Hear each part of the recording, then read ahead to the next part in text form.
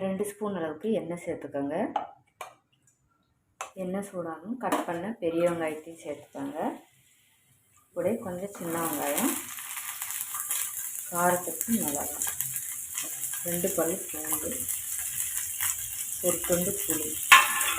இப்போ இதை நல்லா 2 நிமிஷம் வதக்கி எடுத்துக்கோங்க. வெங்காயம் வதங்கினாலும் கொஞ்சமாக உப்பு தேவைக்கு சேர்த்துக்கோங்க. சேர்த்துட்டு இதில் கொஞ்சமாக புதினா, கொஞ்சம் மல்லி இலை, இதையும் சேர்த்து ஒரு நிமிஷம் நம்ம வதக்கி எடுத்துக்கோங்க. இப்போ வதக்கி எடுத்தாச்சு. இப்போ இதை 2 நிமிஷத்தை நம்ம ஆறவும் அரைச்சி எடுத்துக்கோங்க. இப்போ ஆறிடுச்சு. ஒரு மிக்சி சார் எடுத்துகிட்டு இப்போ நம்ம அரைச்சி எடுத்துக்கோங்க.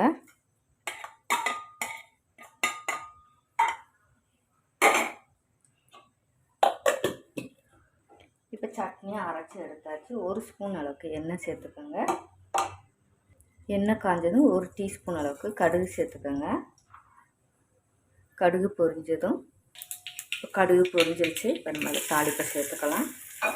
அவ்வளோதாங்க. இன்றைக்கி நம்ம அருமையான சட்னி ரெசிபி தான் நம்ம பார்த்துருக்கோங்க. எப்பயும் ஒரே மாதிரி நீங்கள் சட்னி அரைச்சி கொடுக்காம இந்த மாதிரி நீங்கள் சட்னி அரைச்சி தோசைக்கோ இட்லிக்கோ நீங்கள் கொடுத்து பாருங்கள். அவ்வளோ விரும்பி சாப்பிடுவாங்க. டேஸ்ட்டும் அவ்வளோ டேஸ்ட்டாக இருக்குங்க.